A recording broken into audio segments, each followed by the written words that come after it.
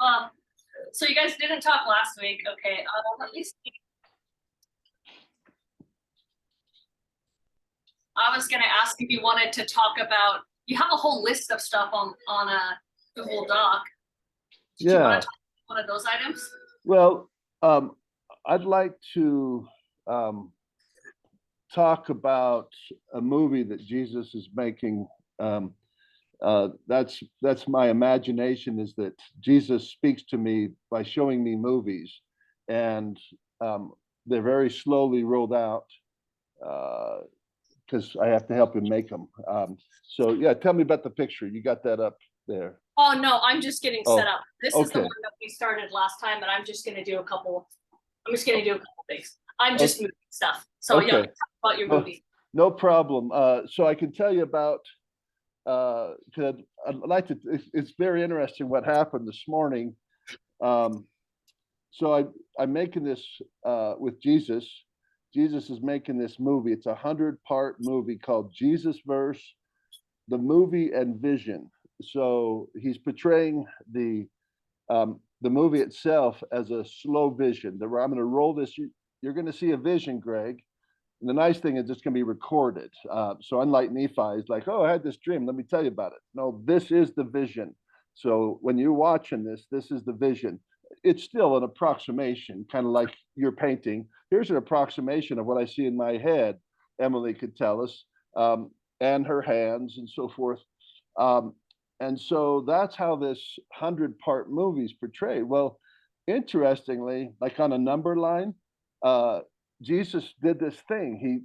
I'd already done movie number 1, movie number 2, movie number 3, and then he inserted a prelude, like movie 0. And so like on the number line, like, oh, we just moved back to part 0. And then he went later, I don't know, it's probably at part 5 or something, he went to -1. And so I'm like, okay, well, this is a prelude to the prelude. And then he just kept going back on the number line. And these are preludes. They're I guess in music, when you have an orchestral score, you'll have an overture that sets the themes and so forth. And so I thought, okay, I'll just go with it. And in the most recent one, -4. So like, also now you go back. Yeah. Yeah. The movie's called Childlike and Childish. And just a minute, I'm gonna kick my dogs out.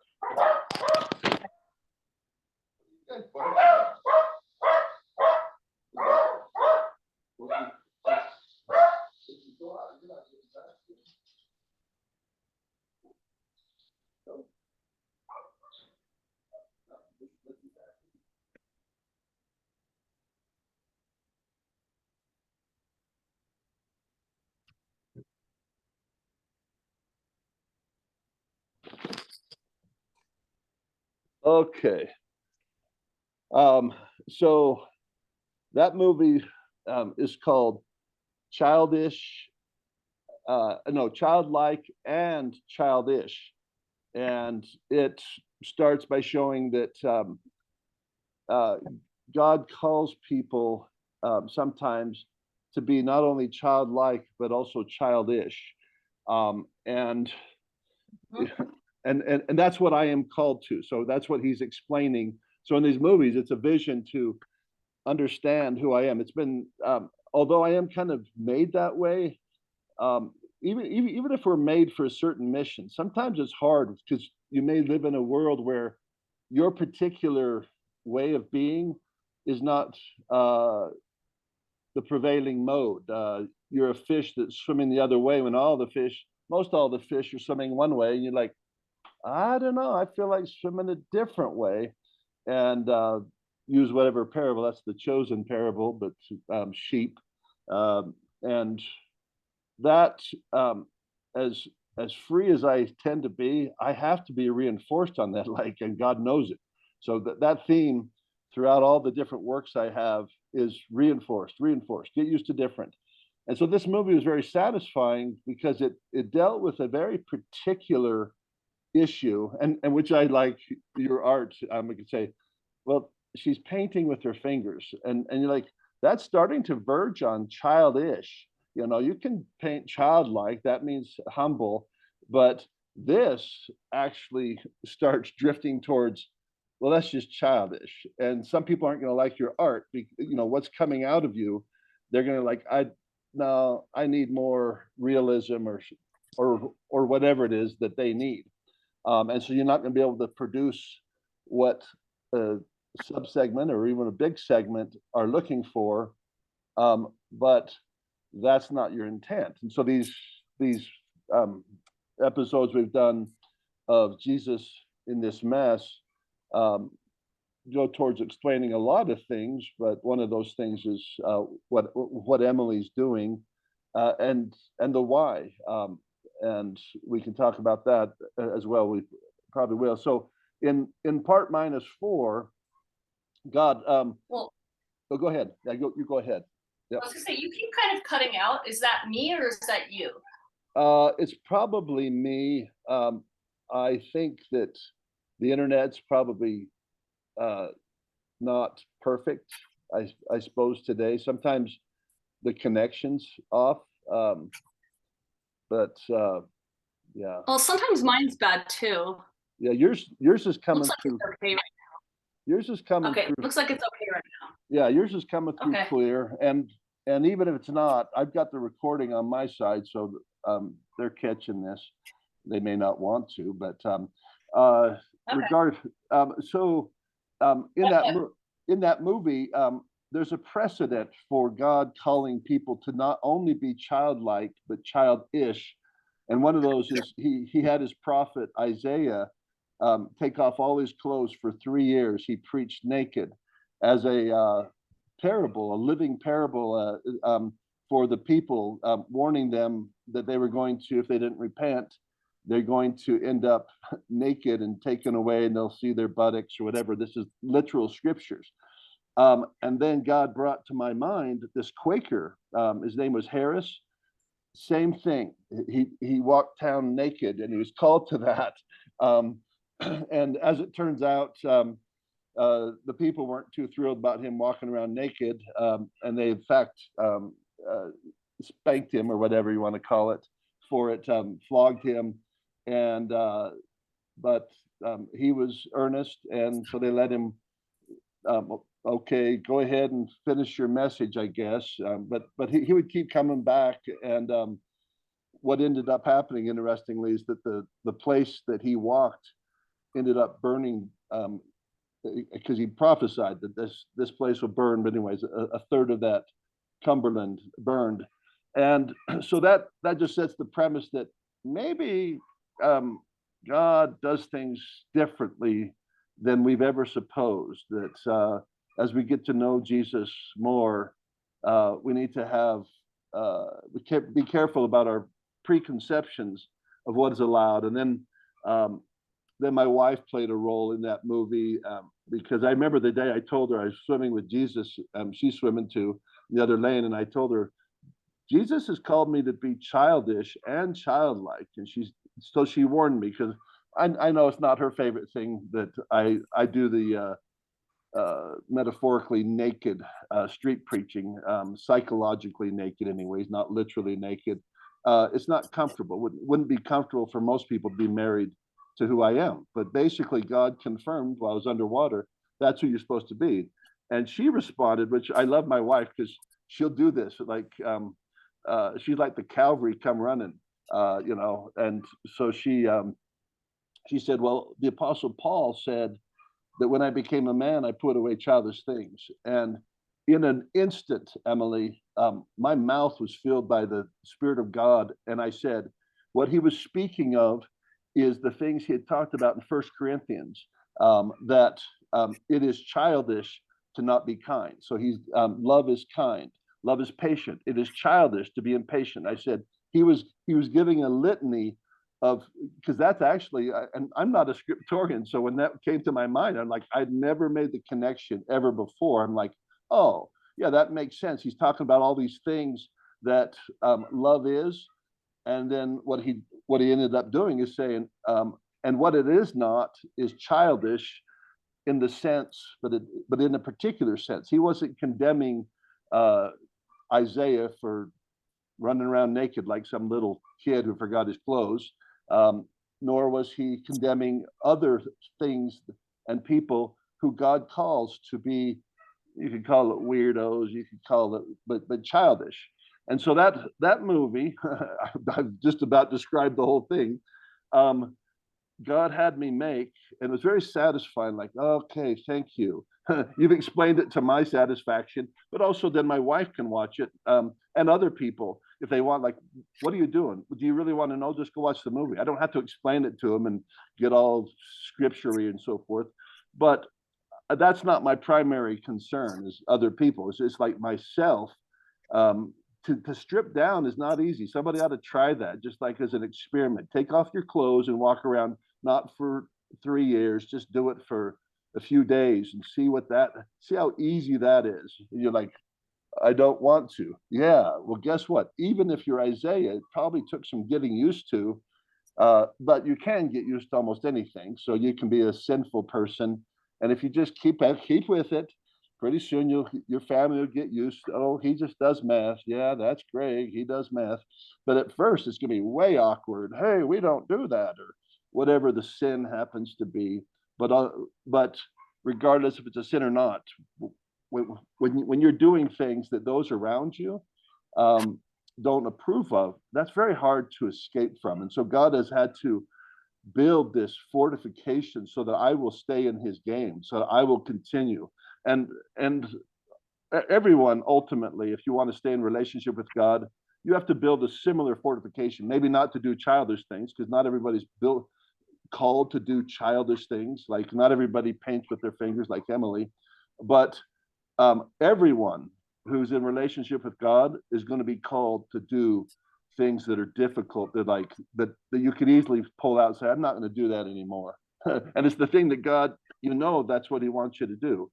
And so that, I guess, is the emphasis that I'm having. I'm explaining to you right now, Emily, and to others who are watching, why I put a tremendous amount of energy, and I have for years, into reinforcing the things that God is telling me to do, because they're they leave me in an ambiguous state, a vulnerable state, a risky state.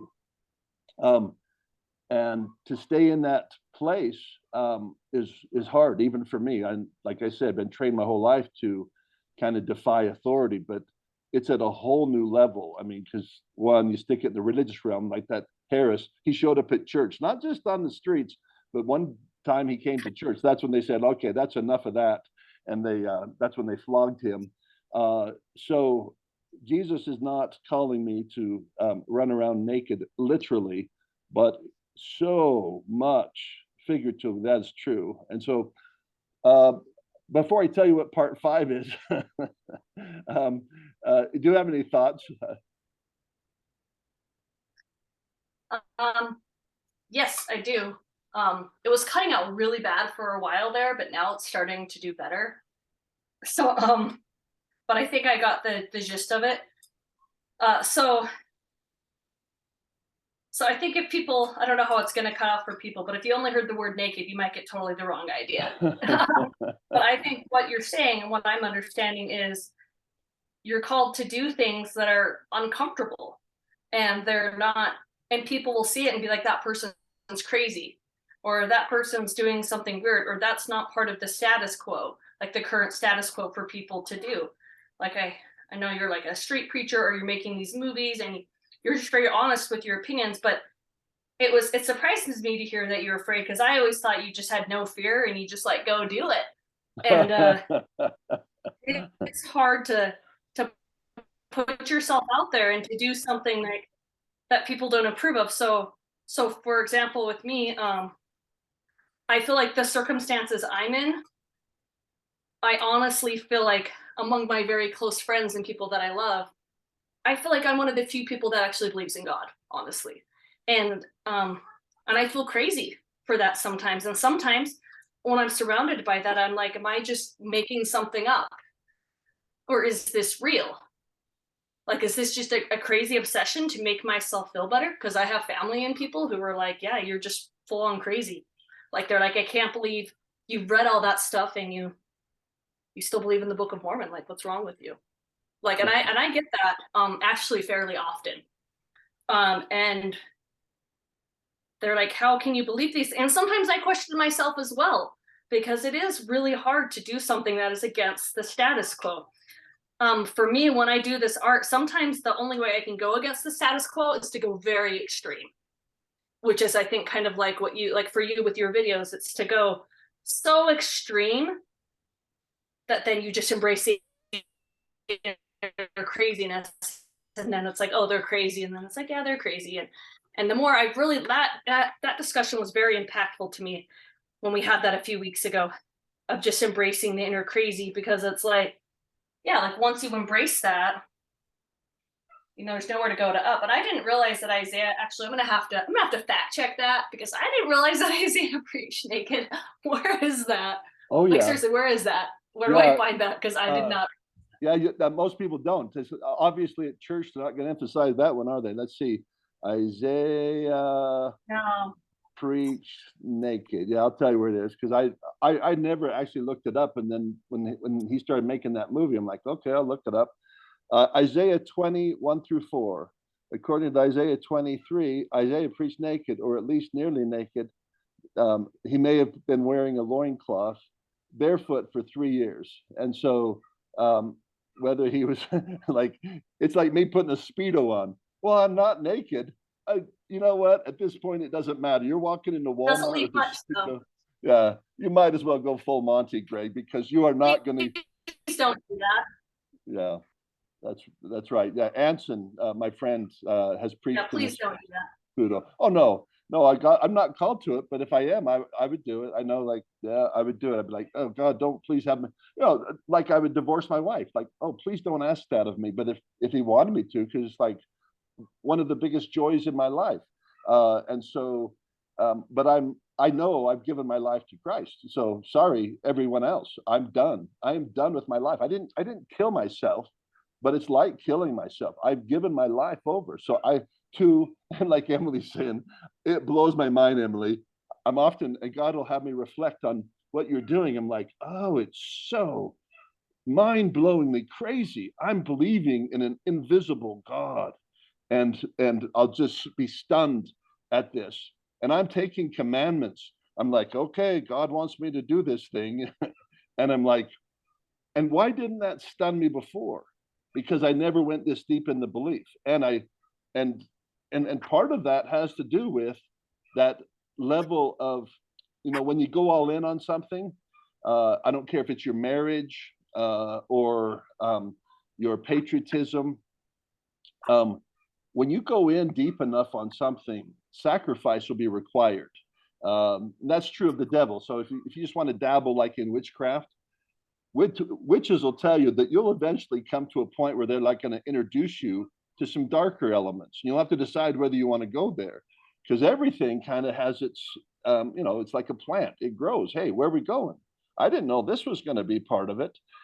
Childbirth, like, ooh, I love having children. Yeah, well, just wait, you'll see. And so there'll be new challenges within that. So Christianity, and closeness with Jesus, believe me, that's part of my testimony. That's why he's like, I say things in an ominous way. Like if I was to preach at church, I'd be like, yeah, this sounds freaking scary. Because I'm like, he will possess you. You will not, in so many ways, you're not going to be yourself anymore. Oh, you're still in there, you know, and you know that you're a dirty, filthy, rotten, hard, hopeless sinner. But if you let go, he'll take you over and start doing stuff with you. And now that sounds extreme, and it would take a number of movies for me to adequately explain what I just said there. And that's why you have to have charity. So if you don't have charity, like, I don't have time to watch all your movies. And what you just said doesn't sound right. It doesn't sound like something I want to be involved in. Oh, well, you need to watch all the movies. What are you going to tell me next? I have to read the whole Bible in order to understand Jesus? I'm not going to tell you that. That's a big undertaking. But some people who go all in on Jesus, that's what they'll do. They're like, and they'll have to wrestle with things like Isaiah literally preached naked. Oh no, some scholars have said that maybe he wasn't fully naked.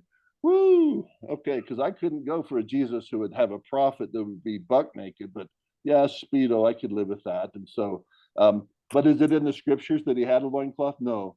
But I think I'm going to just believe that he did. And so, and that is totally cool and totally understandable. So I wanted to respond to what you were talking about, Emily, because it is the pathway where finally you have to be able to um, have friendships that can survive that. Like, oh, are we going to allow Emily the privilege of worshiping Almighty God according to the dictates of her own conscience? Because I know that she lets us worship according, or not worship at all, according to the dictates of our conscience. Are we going to allow that same thing? Well, we can't. And there's some people who can't. They're just like, no, you got to be an atheist with me, uh, or or this can't work. And so then that's fine. You just have to separate. It's not fine. It's also cataclysmic. And so my relationship with Christ, why it's kind of frightening is it's taken me in places that put great tension between the culture, the LDS culture I grew up in, and the culture that Jesus is teaching me. And it's like, whoa, Greg, I don't think we're called to be evangelical Mormons, like full on, evangelicals. Well, maybe you're not, but I am. And I know that. And it's a serious endeavor because guess what, guys? If I don't do that, I I start losing my relationship with Jesus. And that's the thing I treasure most. So I won't let go of that. Our relationship with you, Greg, means less than your relationship with Jesus. Correct. You are correct. Because that's you guys haven't been able to meet my needs. You're mortals. Well, we're trying our best. I know, but I've got issues inside me. And so Jesus basically won my loyalty. I tell you, that's what it is. Like, why are you so big on Jesus? Because he's done what no one else on earth has been able to do for me. Somehow he goes inside of me and resolves these big issues without a lot of therapy. I call him my therapist. But if somebody else could do that, I'd be like, well, maybe I'll worship you. But I've never met a mortal because that'd be like ridiculous. A mortal can go inside of me and squash fears, things that used to bother me. Good luck on that one. Um, and so, yeah, I've become loyal to him, and I gave up my life, and it's hard. Yeah, it's hard to keep that commitment up, just like a good marriage. You can have a marriage that drifts down into okayness, but if you had a great marriage, you got to work hard to keep that marriage because you're going to get older. Maybe you get grumpier. Like, well, yeah, you have to work at that, just like we have to work at keeping a country a beautiful, free democracy. You can't just be laissez-faire, and we have been, and so it seems like we're coming to an end of a cycle on that one. I don't have hope in the world anymore. I have hope in Christ. So yeah, if he wants to, turn this around, but I don't have much hope for that. But I do have hope for segments of at least to what I'm assigned. Um, so anyhow, yeah, that's my full confession. Yeah, I have to work hard at this relationship with Christ, and I'm aware of it. Like, oh, I see why why people wouldn't do this. That's what I'm like, Jesus. I see why people wouldn't do this. Like, that's just too much work. Yet those same people might work really hard for money. Like, because I know people that have to work so hard to get a lot of money to stay like, and it's increasingly hard to stay middle class in America. You know, if you're in Venezuela, you can't even do that. I mean, you'd have to be very, very rich, like millions and millions, or the middle class is almost unsustainable. That's what's going to happen to us here. It's like we we just simply can't maintain this lifestyle. That's what I believe, anyways. I'm being prophetic, but um, but right now, people work at staying in that pocket. The middle class, they have to work so tremendously hard. I had a friend from Georgia over there by Russia, and he came over here as an illegal alien. He finally got his citizenship. But he said, Greg, you Americans, I had no idea. We watch these movies, and it's like I had no idea how hard you have to work to keep what you have. He said people in Georgia are just kind of like drinking wine, you know, showing up to work. You know, they don't work as hard. But there he is. Yeah, he was in New York, and he's just like, wow, these people are different than the people in Utah. He said they're just so much more energy. Well, yeah, if you live in New York, you just raise the stakes because keeping that lifestyle going, you have to bring a lot of energy to that to maintain it or have miracles from Jesus. And so that's what I'm saying is like, I get why people don't want to do that. They're already like taxed, like, oh, it's all I can do just to stay alive and make sure my kids get a college education and have clothing that isn't from thrift stores, that have food that's not from some food bank. I'm describing all these things that are part of my life now. Yeah, we're not going to be doing that. You're going to be getting your food from a food bank instead of Costco. Oh yeah, Jesus, that is a food bank. It's called Jesus's Costco food bank. Oh, in your world, we're all beggars. Correct. Yeah, I'm using a scripture to say that. Just because Jesus told me to. He said, oh, yeah, I'm the one taking care of everybody, whether they know it or not, whether they acknowledge it or not. And so, like I say, I gave up my mind, I gave up my heart, I gave up my life to Jesus. So you're seeing dead man walking. When you see me, like, oh, that guy would have just jumped off a cliff. And I've never had suicidal thoughts, so I'm using that as a metaphor. But it is an adequate metaphor to say how serious I've had to be to stay in relationship with Jesus, because I was dying. There was, my whole life, whatever this is, it just stopped working. Like, and Jesus was kind, and he came in like, are you ready? Okay, here we go. And it's been a ride ever since. So, Yeah, I wanted to touch on something you said earlier, about sacrifice. I think everyone's called to sacrifice different things. Like for you choosing to go without, and finding other ways of living. I especially so what I mean is there's a difference between paying 10% tithing that you feel like you have to pay, and that's like a habit and you just do it. But when you don't just give it all to an organization like that, to like your religious organization, and you try to honestly help out people, I found that it's really a struggle to give money and to give my means and my time. It's hard. Like I said, it's hard when you're not like, you have this lien looming over you, and it's like, if you don't do this, you can't do this. When you have that, there's, for some reason, it's easier, I guess. But when you have more money, like, so the more money you have, the more 10% is. Where now you're not talking about pennies, you're talking about thousands and thousands of dollars. And then the thing about it is, it's all really up to you. I know that's something I've struggled with as I've changed a lot of my religious beliefs. Is just like, I'll be honest, I don't pay tithing to the Church of Jesus Christ of Latter-day Saints, and I haven't for quite a while. And that's a whole personal thing.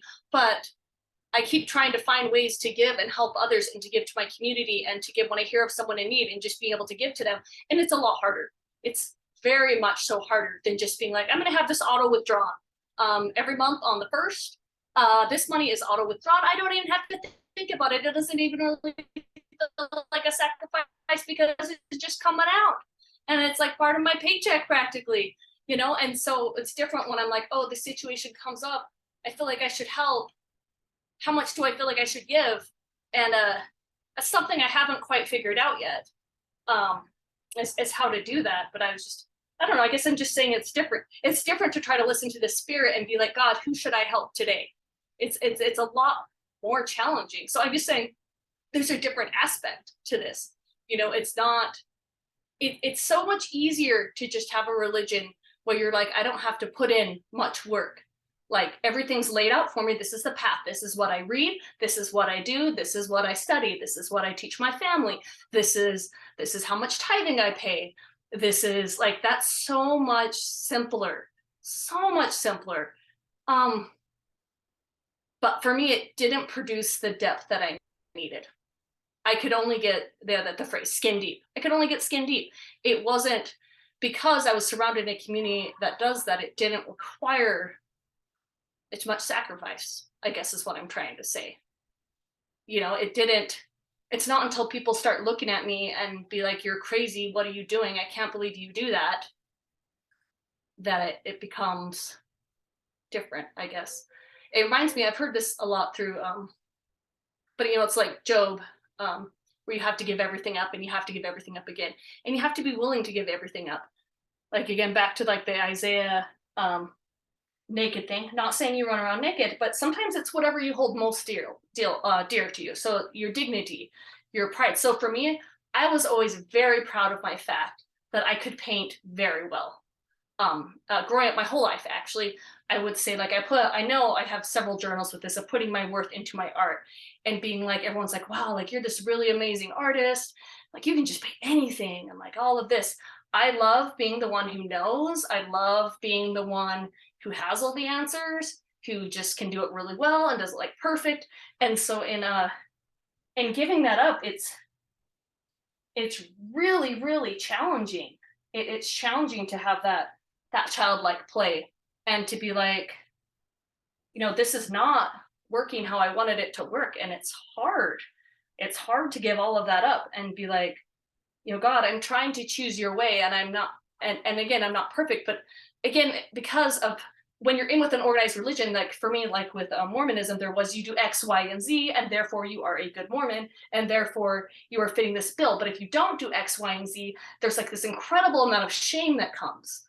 That's like, I'm a bad person. I'm doing this wrong. I'm not going to go to heaven. And so you have to like, it's just a really, really big struggle. And actually, anytime if I don't go like to an organized religion church on Sunday, I still do. I get this like immense guilt. But when I do go, I'm like, sometimes, not always, sometimes it's really good, right? But sometimes like the most meaningful moments are just at home. Or I did an artwork about this once, and I probably talked about it. One of the most spiritual experiences I ever had was when I was really sick in the hospital, and I was kind of dying and I didn't know it. I had a ruptured appendix and I had the blood poisoning. I can't think of what it's called, sepsis. I had like sepsis and I was really, really sick. And because I think I was brought so low, it was like that was, I remember I have a whole series of art about this and I wrote a lot about it. It was just this whole idea of our hospitals holy places, and where are holy places, you know, because it's like you need to be in holy places, and it's like, well, that's the temple, that's what I grew up with. But I found that when I'm in the midst of these crazy shit, like when I was in the hospital, I felt so, not say holy, I felt like I was in a holy place where I felt like there were tons of prayers there. I felt like there were tons of people that were just searching for answers all over. The doctors helping people, the people there, the family. It was like everybody was like coming together trying to help. And in some ways it was a very spiritual experience. I actually used to do, when I was really sick like that and I had to go for follow-ups, I actually used to do paintings in the hospital. I would bring my art stuff with me. I would bring like a little jar of paint, like just like a couple, and I would do oil paints like this. And I would bring it with me, and I was in the waiting room, I would just like start painting. And I would just like try to make, one of my things used to be painting, not like street preaching, but I would like paint in weird places. And that was part of one of my series for a while, was just, where can I paint where I'm not supposed to? You know, it was like, oh, I'm in the hospital, I'm in a waiting room, and I'm just like pulling out my gloves and turpentine, not really turpentine because it doesn't travel very well, but I would just have like paper oil paint, you know, some kind of toxic stuff, not hurting anyone. You know, as long as you're wearing gloves, and I should give that a warning. If you are choosing to paint with your fingers and you're using oil paint, you really should wear gloves. I mean, you don't have to. Oil paint is probably the most toxic of the paint. A lot of these colors I'm using are Cadmium red, this has a lot of bad stuff in it. Any of the cads, cadmium yellow, this is also a really toxic one. So like, I call these my poison paint. So don't eat this stuff. Just throwing that out there. Disclaimer: do not eat paint. Okay, it's not good for you. Don't let your animals or kids eat it either. Anyways, but just, I guess in some ways I used to do a lot of that too, and maybe I should do that more. I should start trying to. I need to make art more. I only make it Sunday mornings when we talk now, but I don't know. And this kind of leads me to another thing with like religious stuff and with my art. Like, so I know for me, making art like this and having communication and talking like this is actually really important for me spiritually. If I don't do it, then I start losing my connection to God, I guess you could, or feeling like I'm losing my connection. So I'm like, well, I should do it more, but then I don't. And it's like, well, why don't I? It's just hard to get started. Like, again, it's not like if I had something that was like a commandment or a rule that was like, thou shalt paint 30 minutes every day, then like it would be so much easier than having choice. I guess that's what I'm saying. Having choice is hard. I guess that's what I'm gonna summarize it as. No, Sorry, you can go with that way. no, that's a good place. I've got some comments. One of those, I just spoke to my wife today, so about this, and my daughter. So my daughter's in Thailand.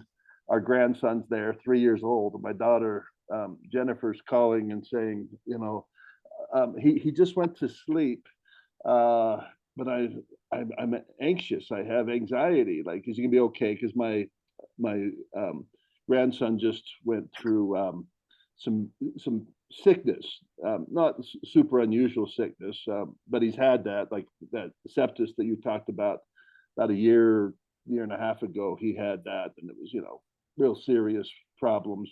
But then he's had, you know, kind of like COVID kind of stuff in the last month or so. You know, when you're a little kid, probably a little, especially a little kid in Thailand, you're going to be sick because that's how you develop immunities. And so for a mother, that's very distressing. And she's talking with my wife about like, how do I find peace? And my wife is emphasizing, of course, Christ and putting that child on the altar. It's like, okay, Jesus, I'm here. I've done everything I can. He's in bed. You'll have to take care of it because, you know, maybe that child dies during the night. Like, oh, what should I have done? I should have. Well, you need to let your Heavenly Father know, wake me up if there's something I'm supposed to do, because you're not the only one responsible for your child. There's a bigger adult in the room, and his name is Jesus or Heavenly Father or Holy Ghost. um, and that is a beautiful thing to tell yourself if it allows you to just go to sleep, because that's what my daughter should do. And the psychologists would say, well, what you need to do, dearie, is lay down and go to sleep and not worry about it. And so um, that's a practical side of the gospel, and a practical side why. And so even people who don't believe in Jesus or aren't religious, they understand, well, there's a real practical side in believing that the universe or whatever's got your back, because otherwise you can just be a nervous Nelly and drop all kinds of weird chemicals into your body you didn't intend to. There's all these hormones that are just terrible for you. They'll help you gain weight if that's what you need. Cortisol, adrenaline. Well, I don't want those negative things. Right. So you need to change your thoughts. Well, but my life is under pressure. Yeah, you have no idea. And I don't have idea, but there is one who does. You're gonna have to do that Jesus thing. No, you don't have to do that. Do whatever thing it is that you do. Um, it's just that some people have found comfort in the truth. Because you have your truth, you can go ahead and speak it to me, but I have my truth. And mine is based on real evidence, because I can tell you this, it's part of my testimony. This is a testimony that wouldn't go over very well at church. Yeah, if there was another God other than the devil, I think I might worship him instead of Jesus. And I've told Jesus that, like, you're kind of hard, you know, like, take up your cross and learn of me. This is a guy who died on the cross. He got nailed to a cross, and he invites his followers to, metaphorically, hopefully, take up their cross. That sounds ominous. And it's meant to kind of prepare you for what your relationship will be like. But any good relationship's going to have encumberments. So it's a devilish thought to say that joy comes encumbered. That's what the devil preaches all day long, all the advertisements, that you can have joy in your life unencumbered. No, that's incorrect. That's false. But some people like to believe it, and they just hold on to that blankie. I'm going to believe it, even if it. And sometimes they, in order to believe it, they have to take drugs of various sorts, sometimes legal, sometimes not, in order to sustain that belief. And sometimes it can't even be sustained in there. And I would say because Jesus, he will leave the 99 to come and find you. And I say that almost in an ominous way, because I feel like that's what he did to me. And when he came for me, it was like labor. It's like, oh, so if I'm a baby coming down that birth canal, the Jesus birth canal, you're saying it might hurt? It's going to squeeze at the very least. It's going to squeeze. And if you've got some resistance, you may end up breech. And it may take a longer to come down through that and come out gloriously like, oh, I found a new life. And so there is a reason why Jesus has inserted into his story things like take up your cross, or things that are pretty dramatic, like lose your life in order to find it. You must lose your life. You're talking about like death, yeah, or approximation, or back to your thoughts, Emily, about the sacrifice that he'll require. No one needs to go out and do a sacrifice that Jesus is not requiring. And in fact, what he's teaching me is that he will prepare the sacrifice. So he's told me, Greg, I will prepare your sacrifice. And what is my sacrifice? It's you. The Father helped prepare my sacrifice. And so what did the Father give? His lamb that he offered to himself, I guess, the Father, his name was Jesus. And so he was without blemish, and that was what the Jews would do. And he had to prepare that sacrifice. And part of that preparation is he had to go through tribulations, be spit upon. Well, can we just skip the spit upon and the whipped and the rejected, came unto his own received him not? No, you can't skip that. That would not be acceptable to the Father. Whoa, this Father has high demands for the kind of sacrifice. And so in turn, Jesus, we're incapable of knowing, okay, I want to worship you, Lord, and I want to present myself a willing sacrifice and an adequate sacrifice, but I actually have parts of me that are pretty resistant to being maybe the sacrifice that you want. So yesterday, I took my pillow. I've got a Jesus pillow that it has writings on it. It has a cross. It has the symbol for the Alpha and the Omega. It has various symbols. But one of the symbols Jesus had me put on there is a symbol of a coin. I made it a pretty big coin, admittedly. But that coin represents two coins. One is called the widow's mite. So one of the ways he can prepare the sacrifice is you get to live. He told me, Greg, I'm preparing you and to do the widow's mite thing. You know what that is? Yeah. So you want me to go put my last penny into the treasury instead of buying food with it. Yeah, an approximation of that. And Jesus hasn't required me to do that actually at that level, but that's the parable. And so that's what he does. He will prepare people with enough poverty that they're pretty close to that. When they give, whether their time or their money or their talents, giving them freely, like the widow, they will have a story in their life where they actually did that, and they will know that they could not have prepared that, because they would not have. They're like, no one wants to get down that low to be like, okay, I got rid of all my stuff, and I'm just down to my last mite. Now, where's the treasury box? Let's give this to the corporation of the Church of Jesus Christ of Latter-day Saints. They'll build a big new temple and so forth. And I've asked them for food, and I've been on their food for 2 years, and they say, no, you've done that long enough, go get a real job. Whatever it has to be, God will prepare that in a special way for when he asks you to put that penny, and he'll help you put it. That's the thing. You're like, what am I doing? So like, I always imagine what that widow's like, what the heck am I doing? She has this mite, this single mite, and she knows, like, I can buy a little piece of bread that'll just get me by for today, or I can put it in here.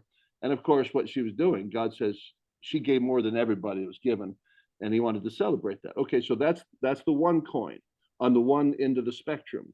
Now there's another coin, and it's in the bag of a rich young ruler, okay, who had a similar requirement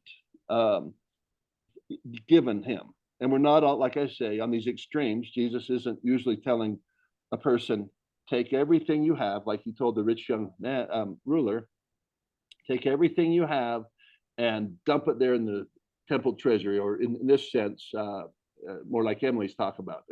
Forget the formal church. I want you, because in that time, Jesus said, go give it to the poor. So he didn't specify, but I imagine give it to your favorite charity, or to people on the street, and then come follow me. And like, well, how much am I supposed to give them? All of it. And so those are two extremes. And so that coin is there to remind me of what God does, is that what he's doing, he's helping prepare a sacrifice, that when you offer a sacrifice to him in his name, that it's properly prepared, that it really approximates a sacrifice that he cares about. Because there's another part in the scriptures where, as this is the Old Testament, he says, I am sick of your sacrifices, people bringing their lambs and turning it into a barbecue. Because they did get to eat the sacrifices, and so it probably smelled like a barbecue. So, woo, I love sacrifices. It smells like a Texas Roadhouse around here. So there was that. But he was tired, he said, and he wanted to vomit. I can't remember all the language, but basically God was just complaining because the sacrifices were not properly prepared. Maybe they were just going through, like you say, I'm just going to set up an automatic withdrawal, take that out. Well, no, hey, here, Greg's got an idea. Make the 10% the last money that you give at the end of the month. If you really want to feel how hard it is, wait until the last of the month, not at the first of the month when you get your check.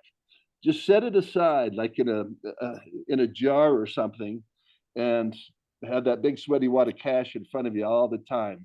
And then when you're out of money, then give it to the church.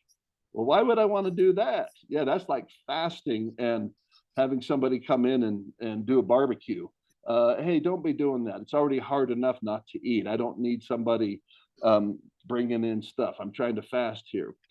But that is what God will do, is what I'm trying to tell you. My experience now with God is like he will up the level of sacrifice, because that's what he wants. He wants you to give up your life, and ultimately, like, what is he doing? I can tell you, because he's actually done movies on this that I've watched. He's trying to help you have what's called a mighty change of the heart.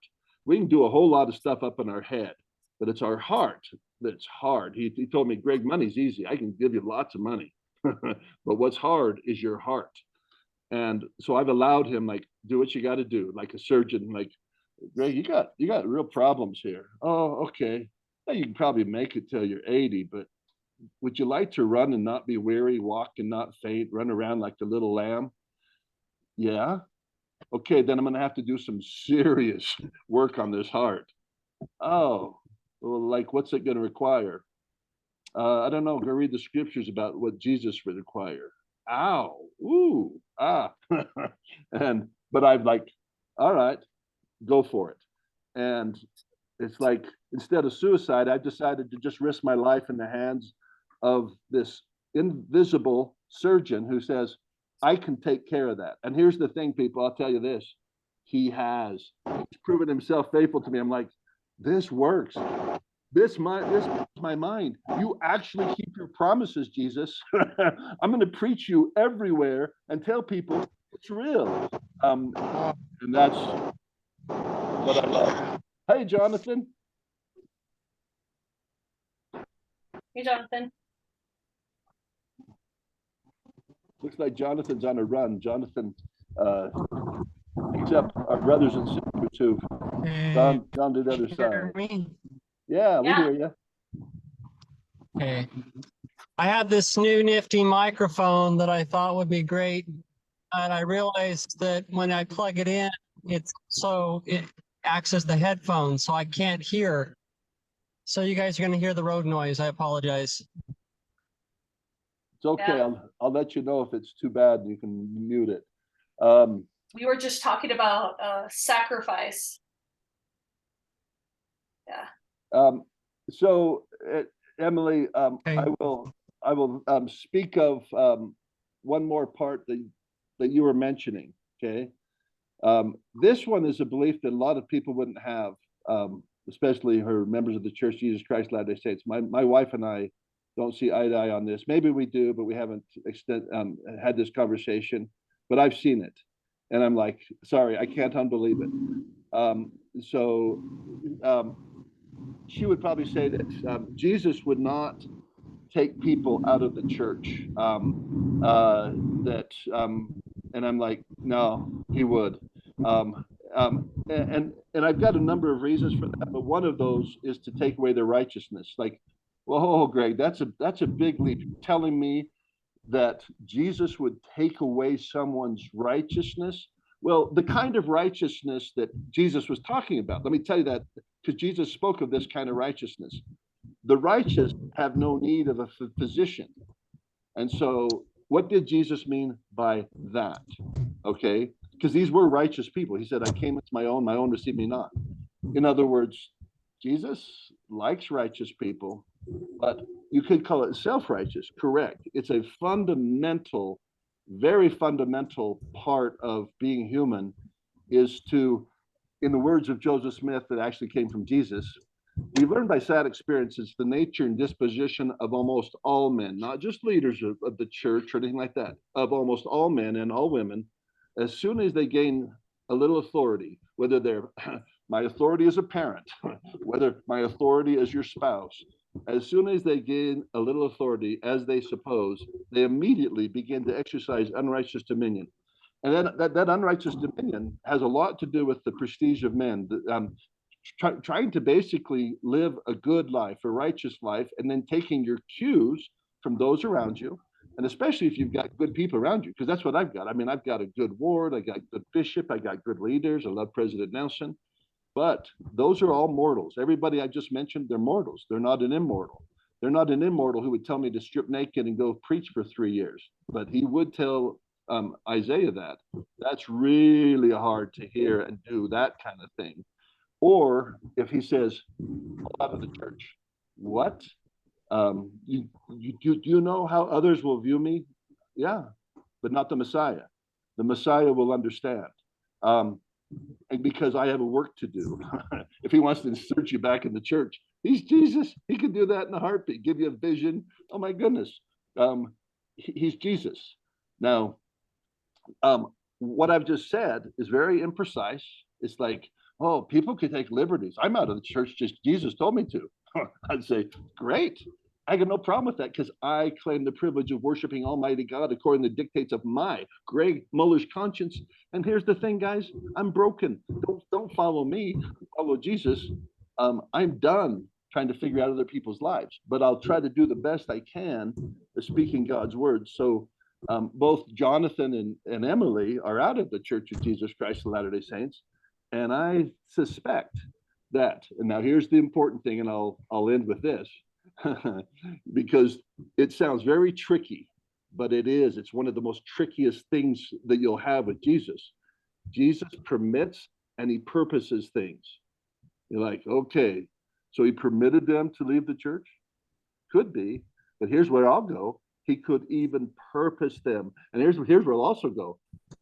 It doesn't really matter. Okay, if his hand's in it, if he permits me to get run over by a truck, do you think I really care whether he purposed that or permitted it?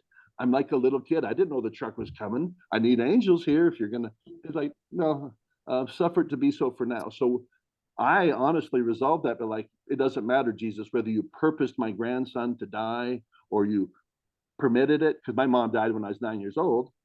It's the same. I'm going to play out my life.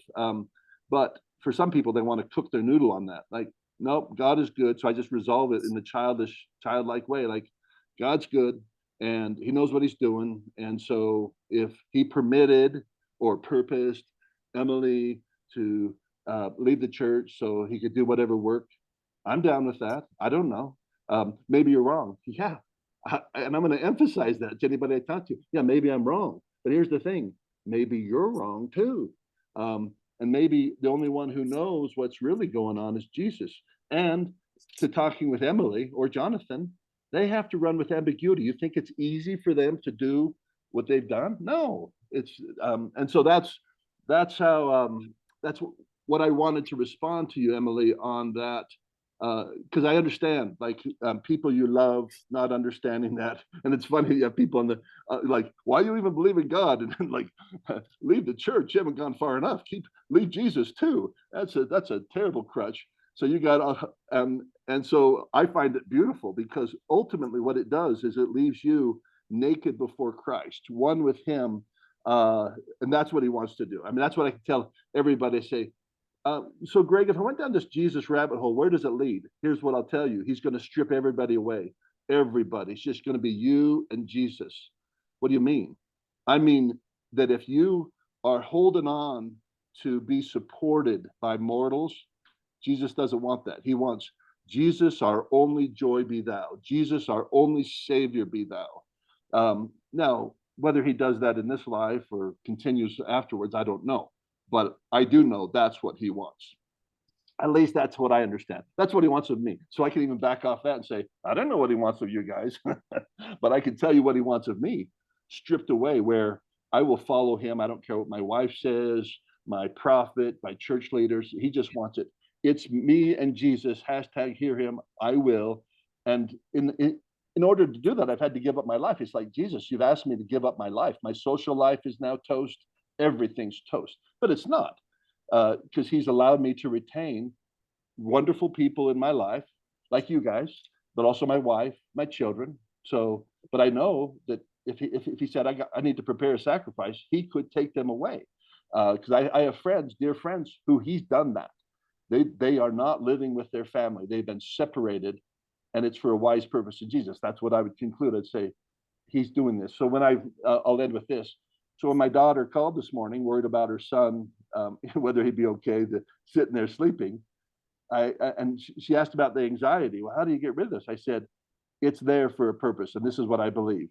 It's there to draw you close to God. This is what I really believe, that he creates tribulation, and it has one holy purpose. The rest isn't great, but the one holy purpose, can you seek and you shall find. Can you turn towards those resources that are not material? They're not finite. They are where moth and rust can't corrupt. They are in an invisible place. And that's what, Emily, you were speaking of, like when you went to the hospital.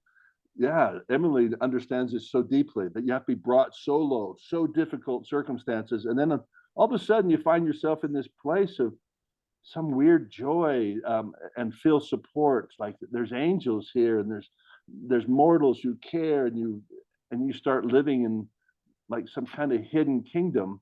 And then years later you're still reflecting on it, like, yeah, that's what I want, that kind of peace. And it's messy, to tie back into our theme. What you're watching is Jesus TV. As I turn the speaking turn over to Emily and Jonathan, but you're watching Jesus TV. You can call it whatever you want. You're watching YouTube, but I like to call it Jesus TV, that Jesus is making. I like to acknowledge his hand in all things. And this is an episode of Jesus in this mess. And so we're trying to find Jesus in our respective messes. And Jesus is doing with us what he'll do with other people. He's starting now to gather people. And you notice we're not at church right now. We're gathering like in an informal thing. That is trending right now. That's huge. That's what he's going to do. try not to resist it. We're not resisting it. Like, okay, let's see what happens. And we don't try to force it either. Like, we have to meet together or we're going to die. No, we let Jesus do it. Okay, back to you guys.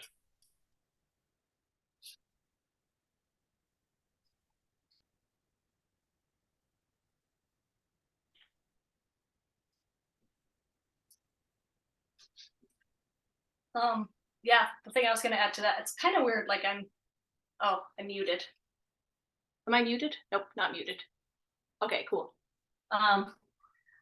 Yeah, so it's kind of weird. I'm not totally out of the church. I still go sometimes. I would say I'm definitely on my way. And the thing I get really stuck on is what to do with my children, as I talked about before with Jonathan. But because I still go, probably about half the time I go, but I don't. There's a lot of things that I don't. I'll go on the Sundays when we talk about scriptures, is when I'll go,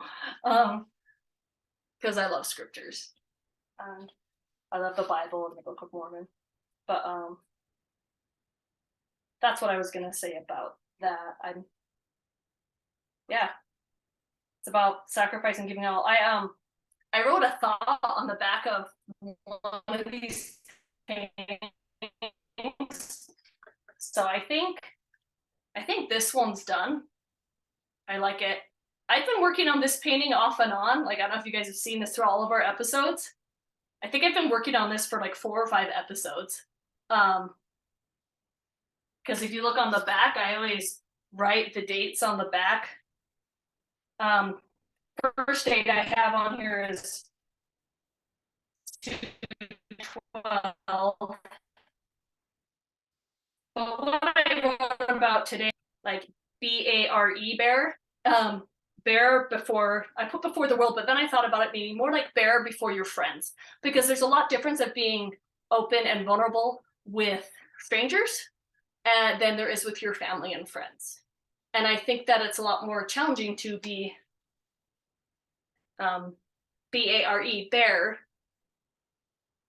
and sometimes I think about the whole idea of like bearing your testimony. If you replace that with a B-A-R-E, bear, I think it gives it a different meaning, where you are bearing the things of your soul. So bearing something, right? You're holding your testimony. But I think when you're saying the B-A-R-E, bear, you're saying I am being vulnerable and I'm sharing something that's usually hidden. And so that's just kind of a concept that that I wrote about when I was working on this painting, was that whole concept of being there and vulnerable before the world. And again, mostly before your friends and your family, which is where I would say that's where the really big challenge is. And that's where you're sacrificing and you're giving all, is when you are being made bare, B-A-R-E, bear. Yeah, that was just kind of the thoughts that I had about this painting today, about what I was doing about, that vulnerable bareness, I guess. I like it. And yeah, and I like, Emily, I just wanted to compliment you that you've been able to share things that are public, because you're right. I'm kind of made for the street preaching, and I know that you're an introvert. And so your willingness to be vulnerable is good. And I think it's going to help others who are in a similar position, because there's a lot of searching right now. Because what I love about the time we live in, there's a spiritual revival going on. And one of the things that's happening, like within the church, is if people were surface believers, like just skin deep, God is making it uncomfortable. For some reason, I just can't do this. And maybe it's because he's flooding their life with skin deep. I've got Facebook friends, 400 of them. What kind of friends are they? Are they deep friends? And so if you get overwhelmed by meaninglessness, sometimes the reaction is, I got to do something. I got to get out of here and go find a deeper way. And if the pathways, I see you, Jonathan, I'll turn it over to you in just a second. If the pathways are not created in that formal structure, which they're not, so we don't have a good structure within the Church of Jesus Christ Latter-day Saints where we have an option. You can do the 1 or 2 hour block, if it was a 3 hour block, no, that's not formally invited to people. We don't send out flyers that say, hey, if you smoke and so forth, or if you need food, we do these things very quietly. And so there's not, like, if you're struggling in your faith, it's not well-known pathways. If you're Greg Muller, here's the forum, because Greg wants to talk about these kind of things. They don't have a forum for that.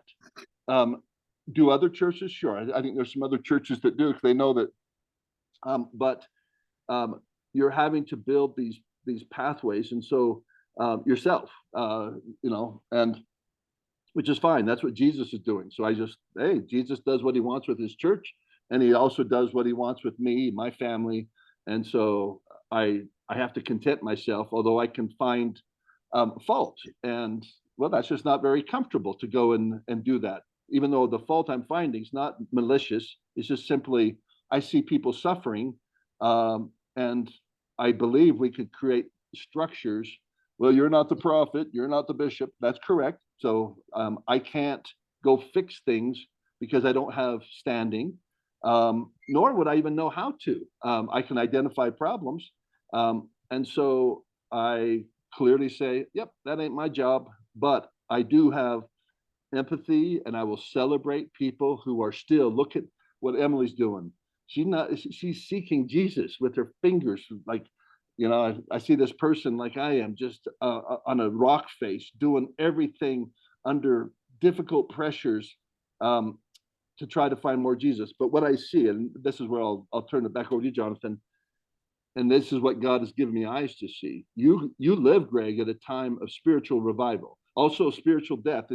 They have to have opposition. There's no way that there has to be spiritual death where people start feeling like, if I don't find more meaning in my life, I am going to die. Either becoming a walking dead or literally take my life and so forth. Men's hearts will fail them.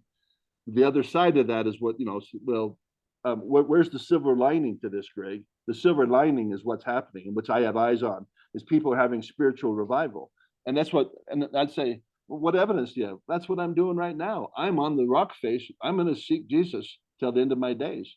If he knocks me off the rock face and I die, become an atheist, that's his business. But he knows I'm not trying to do that. But hey, so back to what I was saying. God takes away even our righteousness. Okay, Jonathan, you're on. You got to turn your mic back on, though. Oh yeah, thank you. All right, so just a couple things. I think you guys are probably close to the time when somebody needs to go. I'm glad to stay for as long as you guys want to, because I got here late. So that was the first. I wanted to say a couple things. Number one, so when you sent the text about tomorrow's daylight savings time, and I was like, oh, well, Arizona doesn't have daylight savings time, so I don't need to worry about it. So there was a lapse in my cognition, wherein I thought that because you guys were changing times, that wouldn't affect me. But of course it does, because that means it's a different time in Utah. My apologies for being late.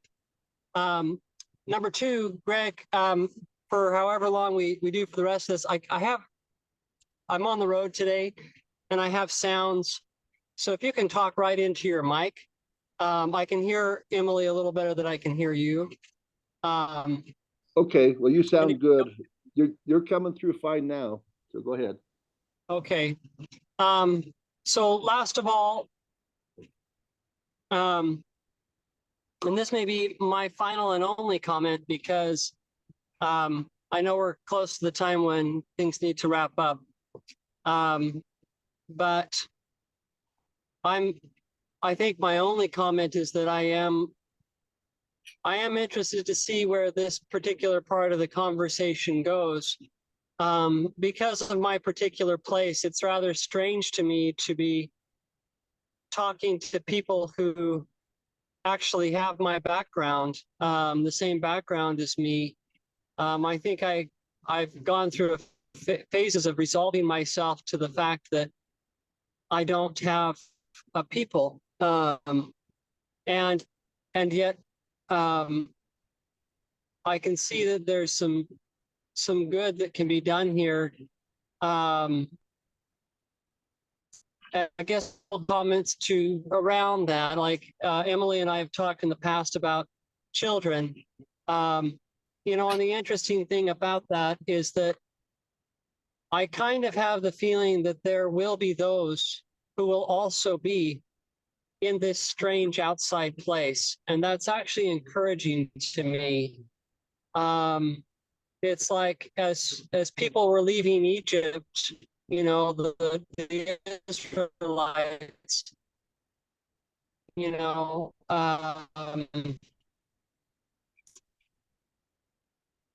the analogy falls apart there, being that there are others who support you. But I can see that in all ages of time. Anytime there's been a conversion to a new idea, there's I'm sure parents have wondered, well, what's going to happen to my children? And it seems to me the encouraging thing to me is that what I've seen is that I've discovered that whenever there's a movement in truth, it doesn't just happen in one place. It's like, you know, you end up discovering that somebody clear across the world is asking the same very question.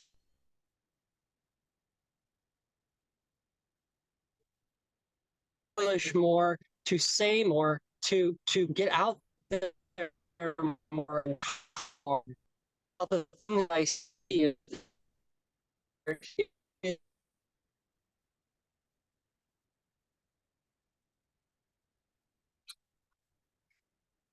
it being very, I remember seeing in a meeting amongst people who Hey, were hey, hey, of my Jonathan, faith. Jonathan, This was Jonathan, years ago.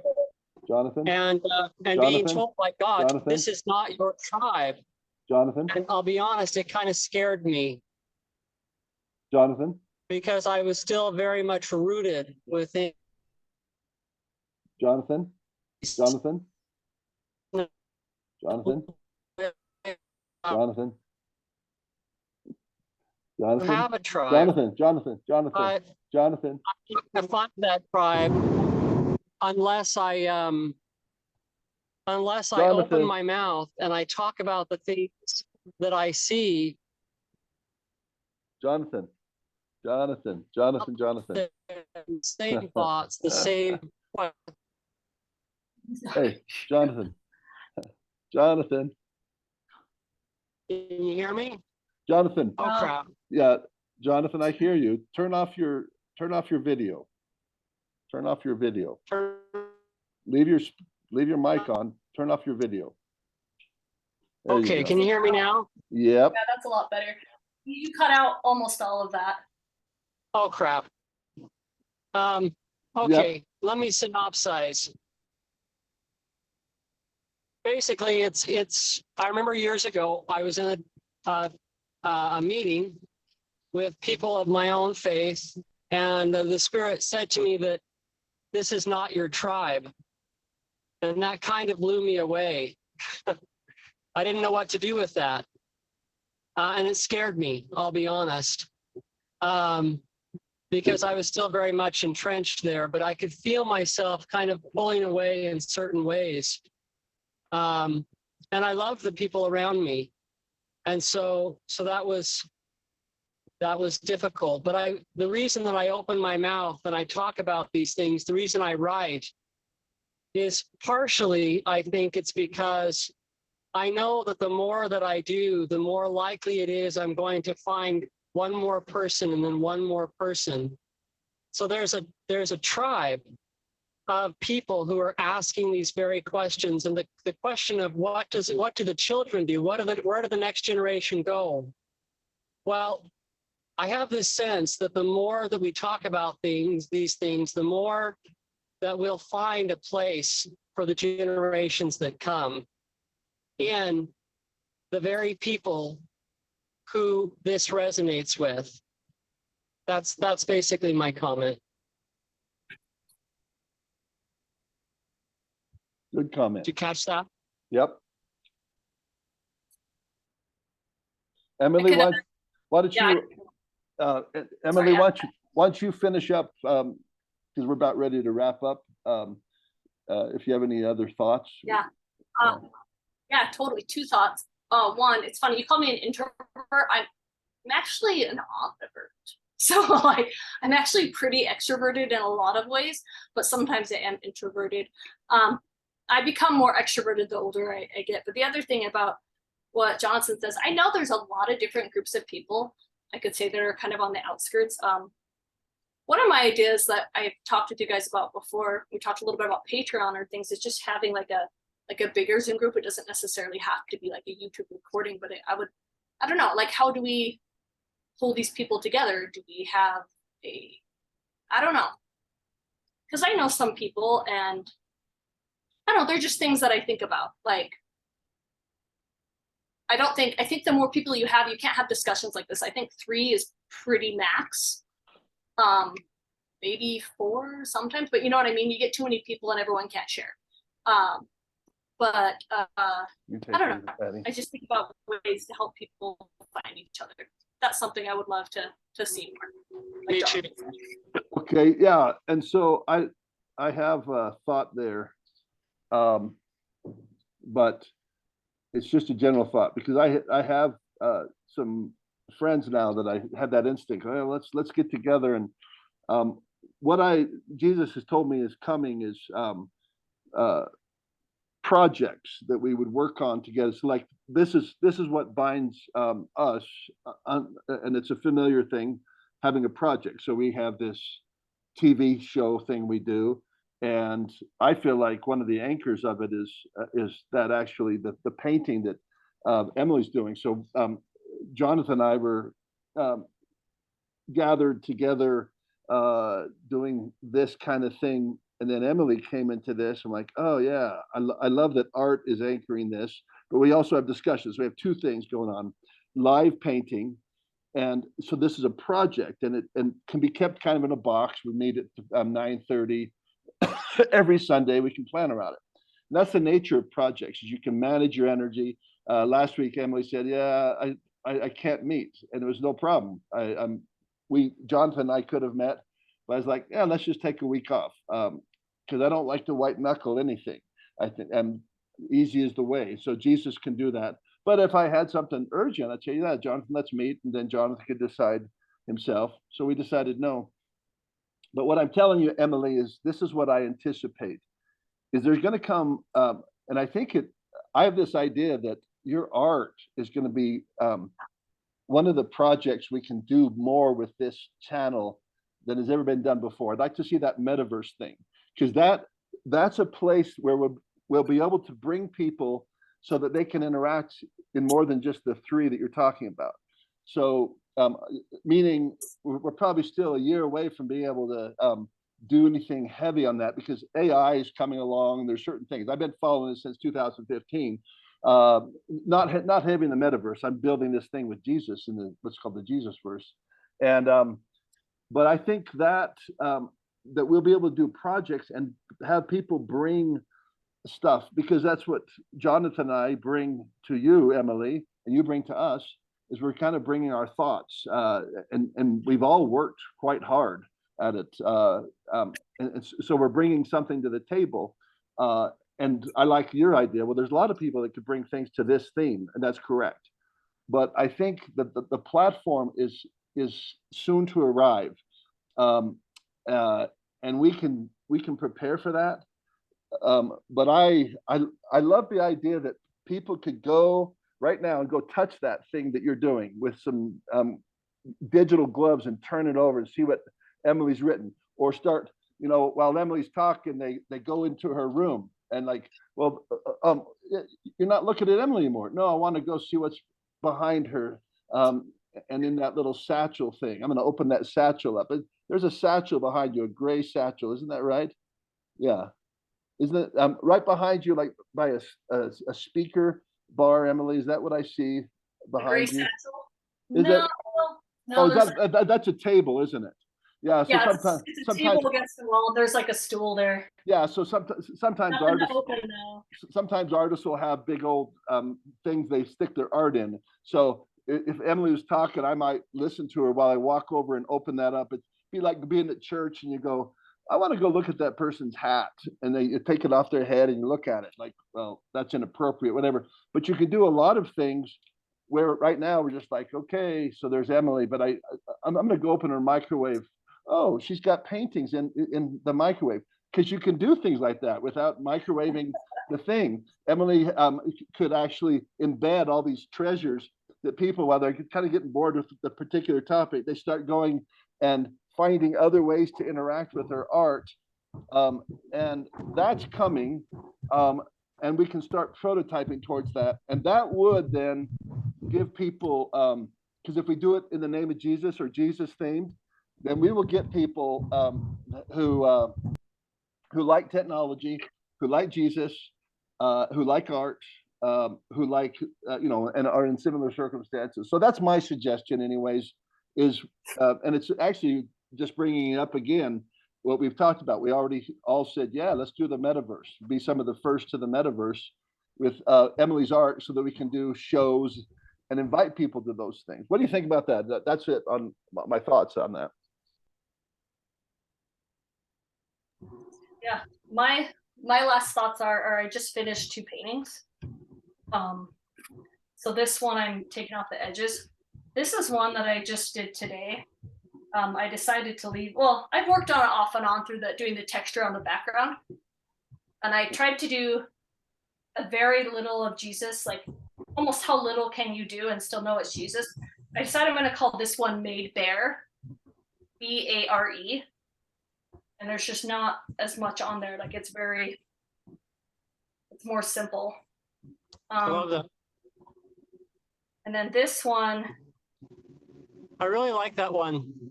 That's yeah, nice. I like this one a lot. I'm not sure on the exact pricing of this. It'll probably be somewhere between probably around $250 or $300. I have to measure the exact sizes. This one is more like the $350 or like $400, probably like the $400 range, probably about 400. Yeah. It's, so this one's either 16 by 16 or 15 by 15. But this is a bigger one. And one of the really cool things about this one is actually on the back, which is where I have like so many weeks of notes and things on there. I'll probably call this one Coming to Jesus the Wrong Way.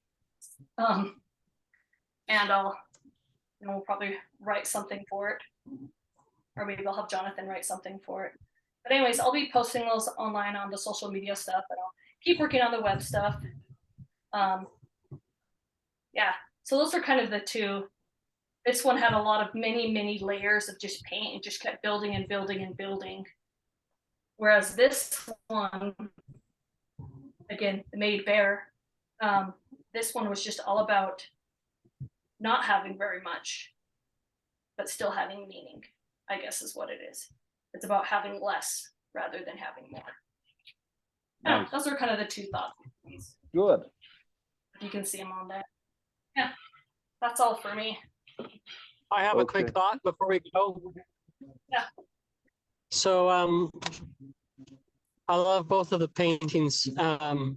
Very grateful. I really love that new one that I hadn't seen before. I like them both, but so thanks for sharing those. Yeah, that's really cool. Somehow I like the abstract, and just the way it's. Yeah, I don't know. Anyways, I had another thought real quick about other people.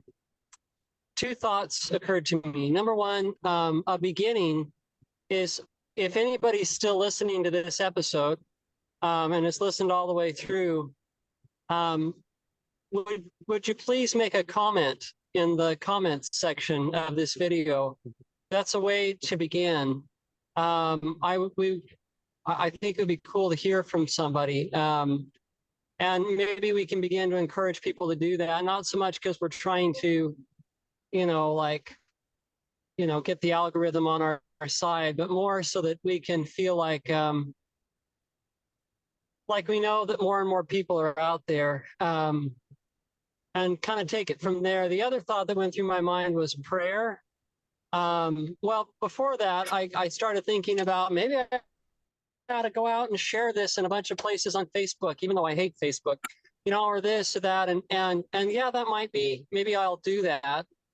But I I know myself well enough that I probably, it's not my favorite thing to do.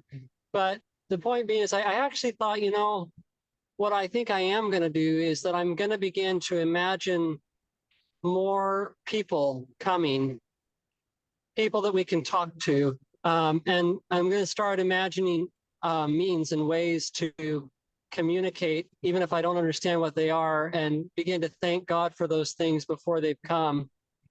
Because this is important. And it's like, and the other important and strange thing to maybe put out there is that whatever this is, it's not a church. It's like the one thing that is nice is that it's like, we're not really trying to create something outside of what already has been created.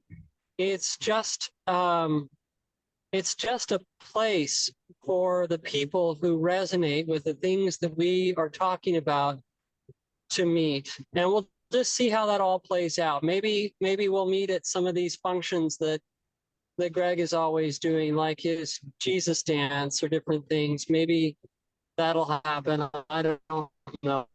But I kind of wonder, it's like this program, weekly program, I'll say this is the last thing. It came about almost by chance, really.